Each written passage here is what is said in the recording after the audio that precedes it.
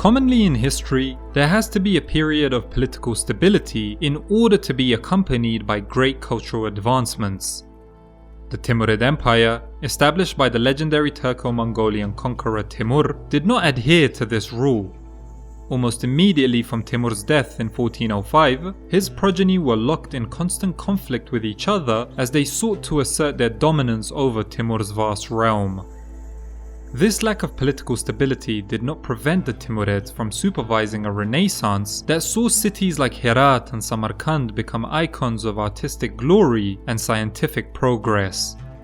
As the Timurids went to war with each other, beautiful monuments were erected, schools of art were opened up, and astronomical observatories were established. This seamless synthesis of martial energy coupled with intellectual creativity was epitomized by Timur's grandson Ulugh Beg, who was briefly the Timurid leader but had already led a long life in the pursuit of knowledge. Even as internal and external dangers arose to put the Timurid realm in peril, their drive to attain cultural excellence never stopped, and this was something they'd pass on to their successors, the Mughals of India.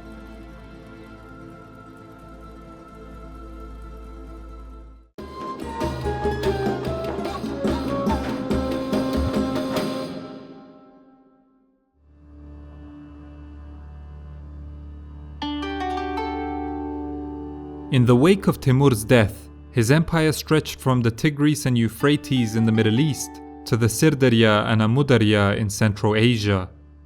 It loomed over in the High Caucasus and nestled gently along the shores of the Persian Gulf. Great cities could be found in Timur's domain. Caravans wandered from Bukhara to Esfahan to Tabriz and beyond. In his time, great caravansarais and mosques were founded, and his neighbours, like the Ottoman state, had been subdued. Timur's empire had been built by sword and blood, and by the end of his life in 1405, it was poised to dominate the known world, echoing the shadows of the Mongol Empire. And yet, almost immediately, the Timurid Empire found itself in a state of near collapse. When Timur died in 1405, at the age of 71, a succession crisis loomed. His previously appointed heirs had died well before him. His eldest son Jahangir died of illness in 1376, whilst his grandson Muhammad Sultan would perish in 1403. Timur therefore decided upon another grandson, Pir Muhammad, to take the throne. Pir Muhammad was perhaps a good choice. He was 29 years old, he was the governor of eastern Afghanistan, and was the son of Timur's original heir, Jahangir. However, Timur's policies in life and death meant that many of his line had taken up political positions of power throughout the empire. Similar to Mongol traditions, Timur had appointed a number of descendants to govern imperial territory.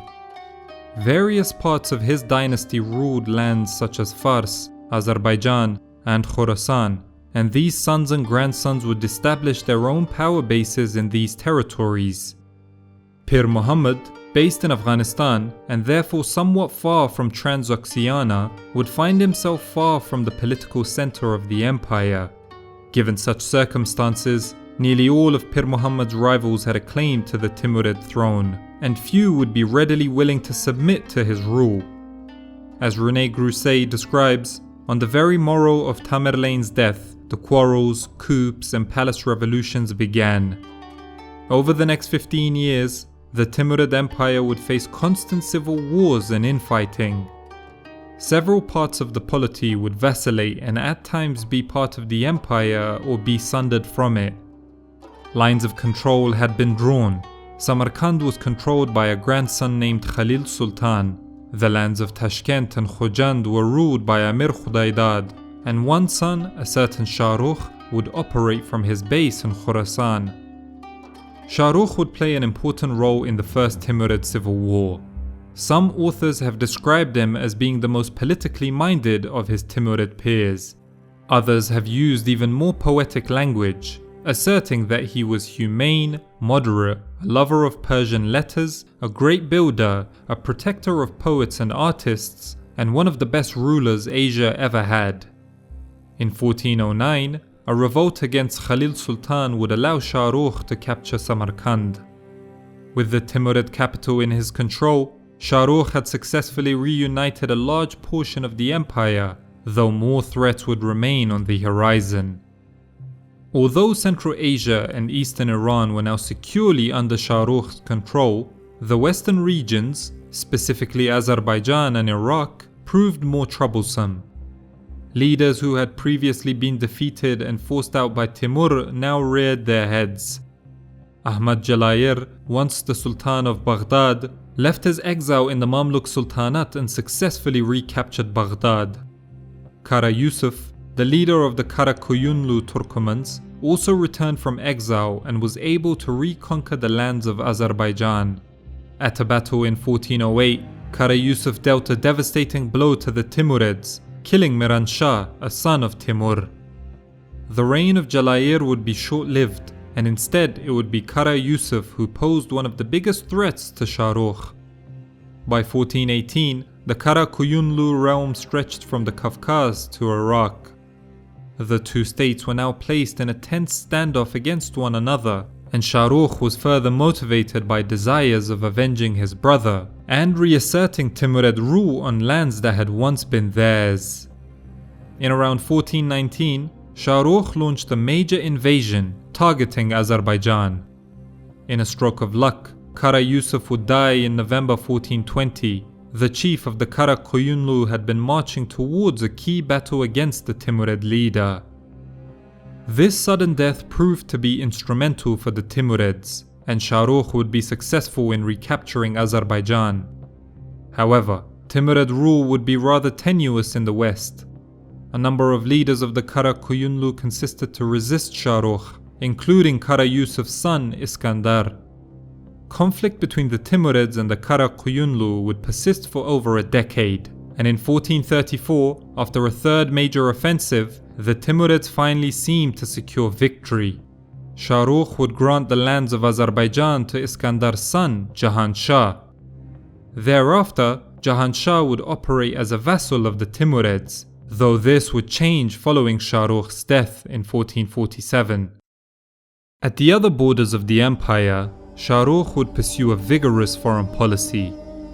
Toward the Golden Horde, Shah Rukh would play a preeminent role in managing the Mongol state's politics. He would even offer support to Edu Khan for a time. But as time went on, relations between the two polities declined dramatically, and warfare between the two occurred throughout the 1420s. A similar relationship would continue with the Chagatai state of Mongolistan. In 1425, Shah Rukh sent his son Ulugh Beg to raid Mongolistan. Such efforts would prove to be successful, and Ulugh Beg was able to bring back loot to the Timurids. To the polities of India and China, he would attempt to cultivate peace and trade relations. The Timurids would send a number of embassies and ambassadors to the Chinese emperor, such as one diplomatic mission in 1417. Beyond the realms of warfare and politics, Shah Rukh's long reign would offer one additional consequence: the flourishing of arts and culture. Such developments would manifest into what historians have dubbed as the Timurid Renaissance. The foundation for such advances can be traced to Timur's own policies. In conjunction with his conquests, Timur would also bring craftsmen, artisans, and scholars into his polity. Later rulers would continue this process and would often act as the patrons of many prominent scholars and thinkers. In due course, Persian arts and crafts would once more become celebrated. In this period, a number of illustrated books and manuscripts would be produced. Persian miniatures would take on the form that we know of today. Through Timur's worldwide conquests, the Timurid state would continue the trend of mixing ideas and concepts from other places like China. Jade carving, for instance, would become a renowned skill. The continual influx of these renowned craftsmen and artists would result in cities like Herat and Samarkand becoming cultural centers of learning and art. In a similar vein, Timurid sciences would become renowned and influential. Figures such as Jamshid al-Kashi and Abu Zayn Kahal made important advances in the fields of astronomy and medicine. other key developments took place in the fields of animal sciences, agriculture, and architecture. Herat, beyond its place as a cultural center, was also known for having developed a bustling agrarian sector that experimented with different fertilizers and various crops. In fact, the Timurids would synthesize agricultural and architectural developments with a Persian flavor, creating their own style of the Chaharbagh garden. Such designs in turn would then influence the construction of gardens in Central Asia and in India. Other architectural developments could be seen in the construction of new mosques and mausoleums. The reigns of Shah Rukh and his son Ulugh Beg would see a promotion of great domes made out of turquoise. Ulugh Beg himself had become a celebrated scholar of science, so much so that today he is primarily known for his work in astronomy and mathematics, specifically spherical geometry. One of the finest minds in the 15th century in terms of astronomy, Ulugh Beg would use his interest in the subject to build the Ulugh Beg Observatory in Samarkand, which would attract the preeminent astronomers of its day. Ulugh Beg's mother, Gauhar Shad, is another fascinating figure. As the chief consort of Shah Rukh, she played an important role in embellishing Herat and other cities with exquisite examples of Timurid architecture, such as the Musala complex in Herat and the Masjid-i Gauhar Shad in Mashhad. Imperial women in Turkic dynasties have tended to play more of an important role in state administration than other Islamic dynasties. After her husband's death in 1447, she took on the role of a kingmaker for her various sons and grandsons. In 1457, well over the age of 80, she was finally outmaneuvered by Abu Sa'id and executed.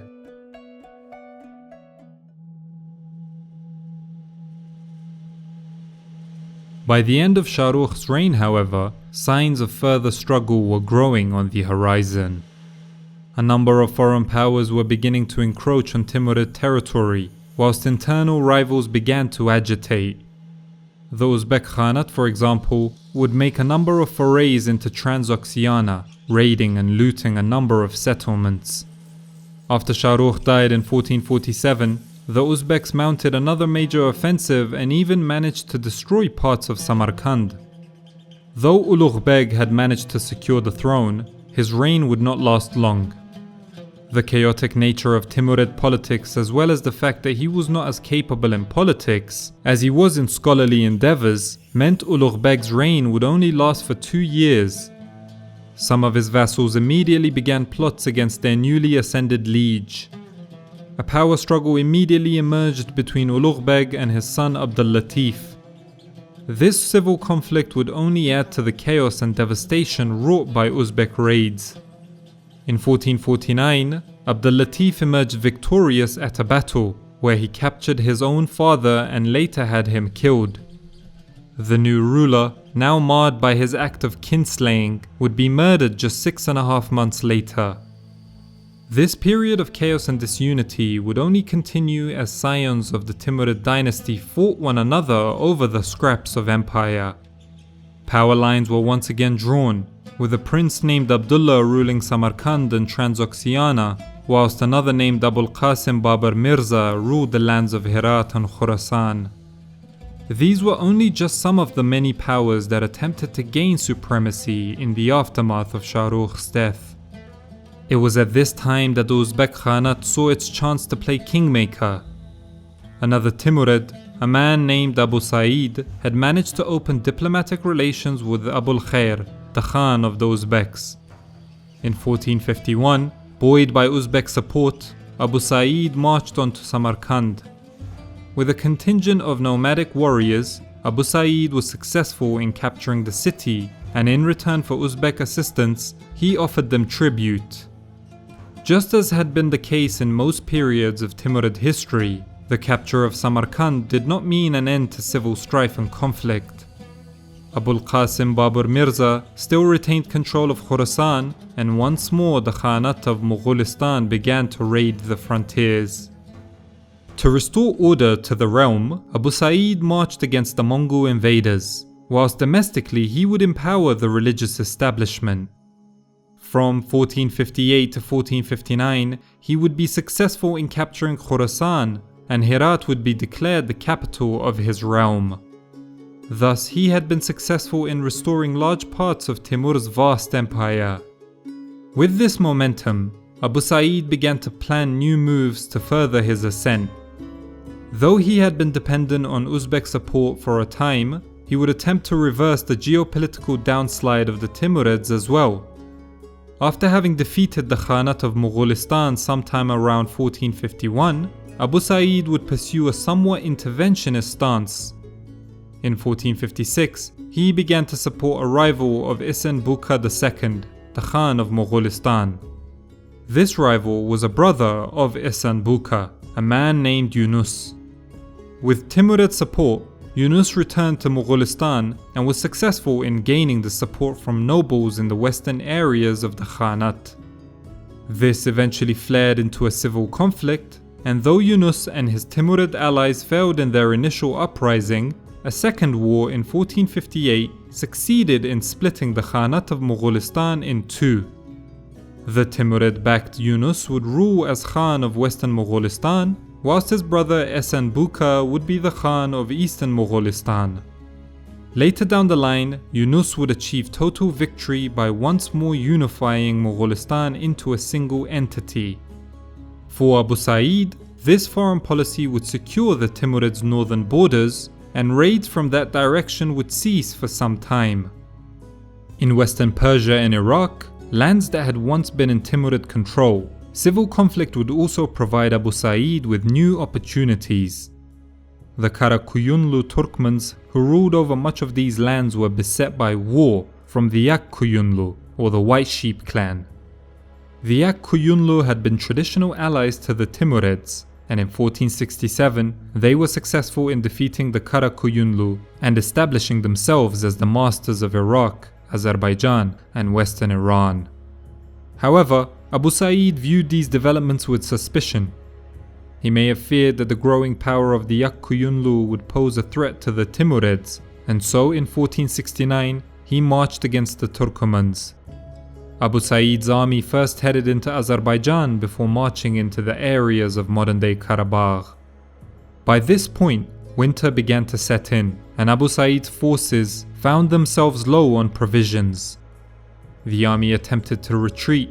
This would prove disastrous, and soon after, Abu Sa'id's army would be defeated in battle, and the Timurid leader would be executed by Uzun Hasan, chief of the Yakkuyunlu. With Abu Sa'id's death, the realm splintered once more into several parts. He has been considered by some historians to be the last great Timurid. From this point onward, no other Timurid would be successful in reconstituting the empire established by Timur. Instead, these events solidified the breakaway status of Iraq and Azerbaijan, and the remaining provinces, namely Khorasan and Transoxiana, would fight one another for the scraps. The sons of Abu Sa'id would engage in decades-long civil war. The eldest of them, Ahmad Mirza, controlled the core territories of the former empire, including Samarkand and Tashkent. Another brother ruled Fergana, one more ruled Kabul, and so forth. Other branches of the Timurid dynasty would rear their heads. In Khorasan, Hussein Baykara, who claimed descent via Timur's son Umar Sheikh Mirza, would take the reins of power and would rule for around 40 years. And so from 1469 to 1495, there was a period of fragmentation, but also, interestingly, a period of continuity. In these 3 decades, these Timurid princes would maintain relatively consistent control over their territories. The political stability played a large role in creating what some scholars have dubbed the Second Timurid Renaissance. The lands of Hussein Baykara would prosper in this period. After capturing Herat in 1469 and a brief conflict with the Yakkuyunlu Turkomans, Hussein Baykara was able to cement his rule over Khorasan. From that point, the Sultan limited his own military excursions and fortified his borders along the Amudarya. Like other Timurid rulers, Hussein Baykara would engage in reconstruction efforts in Herat. Once more, the city would find itself thriving and becoming a center of culture. libraries flourished, and Herat would develop a strong presence in manuscript production. Under its longtime ruler, poets and scholars would make their way to Khorasan. Figures like the Sufi Abdul Rahman Jami would create great works of poetry dedicated to the court of Hussein Baykara. One of the most famous figures to emerge in this period of time was Kamal ad-Din Behzad, who was a renowned painter. Behzad would create extremely well-produced Persian miniatures and manuscript illuminations, and his work would even survive the Timurids. Later in his life, Behzad would find himself under the patronage of the Safavids, and thereby continuing Timurid artistic traditions for years on. Eventually, this artistic tradition would find its way to the Mughal courts of India, a fitting home considering the Timurids were the ancestors of the Mughals in the first place. Whilst these decades allowed a second resurgence of arts and culture, it would be wrong to imply that these decades were completely peaceful. These rulers continued to squabble against one another over various territories. Even Hussein Baykara would wage additional conflicts later in his reign. In one incident, Baykara's eldest son, Badi al-Zaman, erupted in revolt against his father, putting the state in a disastrous civil war that would only set the stage for future conflicts down the line. Once again, the Timurid states would face the wrath of their own dynastic kin. Foreign developments would also start to come ahead. A reunited Khanate of Moghulistan would once more make forays into the region. In fact, Yunus Khan, the very same Yunus who had won his throne through Abu Sa'id's support, had now reversed the situation. Now the united Khanate of Moghulistan often interfered in the petty fighting between the Timurid princes. Often, Yunus Khan would support Umar Sheikh, a son of Abu Sa'id, from attacks from his brother Ahmad Mirza. Internal processes would however lead to the eventual collapse of these polities. In the realms of Ahmad Mirza and Mahmud Sultan, many of the vassal begs were pursuing their own independent agendas. The governors of various towns and provinces would gain greater autonomy and power, and in some cases, these rulers eclipsed their nominal overlords. From 1494 to 1495, several of the long-standing Timurid rulers had perished. Umar Sheikh Mirza, ruler of Fergana, died on June 8, 1494, leaving behind his 11-year-old son Babar to rule.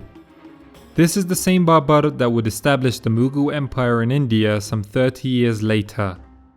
Umar Sheikh's older brother, Ahmad Mirza, passed away in July not too long after.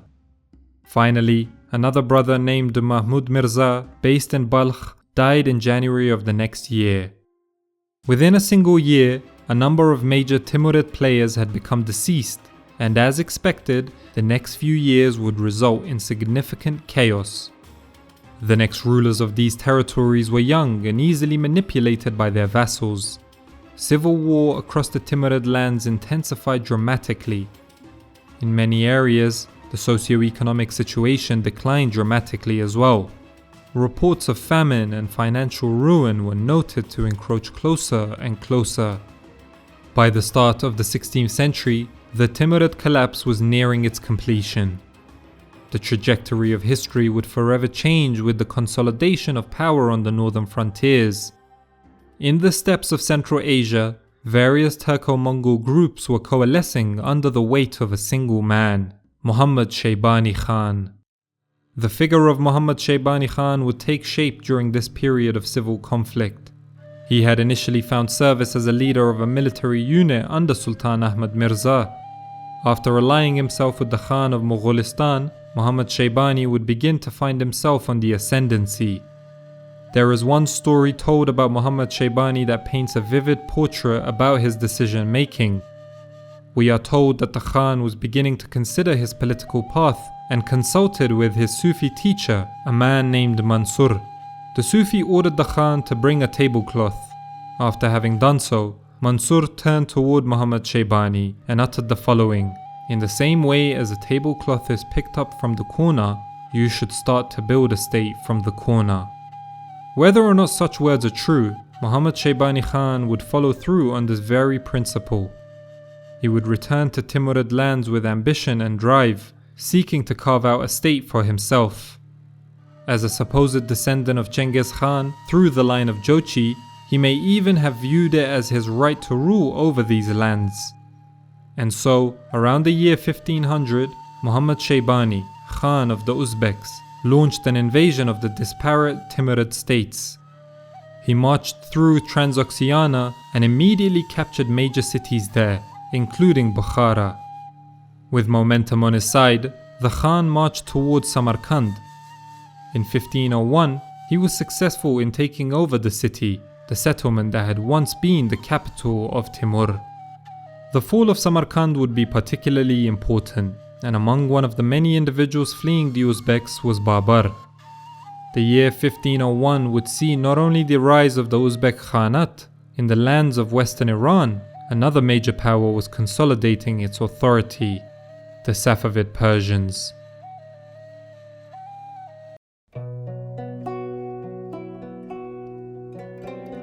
The story of the Timurids is a typical one for Turco-Mongolian dynasties. Formidable founder, fratricidal successions, fearsome army, and failure to put together sustainable state-building practices.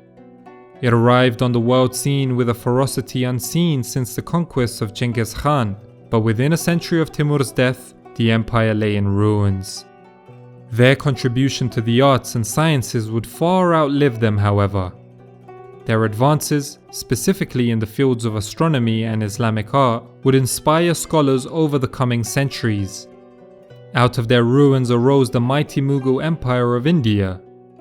Babar, the first Mughal ruler, had been kicked out of his native lands in Central Asia and made several attempts to reconquer his patrimony, but faced with the prospect of consistent failure in doing so, he shifted his attention south, to the rich and abundant lands of the subcontinent.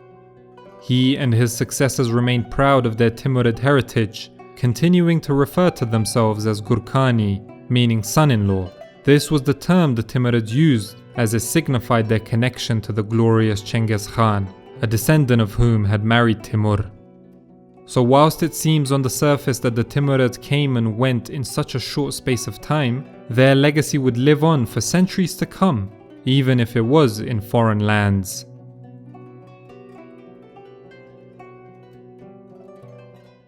I hope you guys enjoyed this video. As usual, big thank you to my patrons for your continued support. And I want to give a shout out to Nomads and Empires podcast for his help in scripting part of this video. Please make sure to check out his podcast, the link is in the description below. Until next time, peace!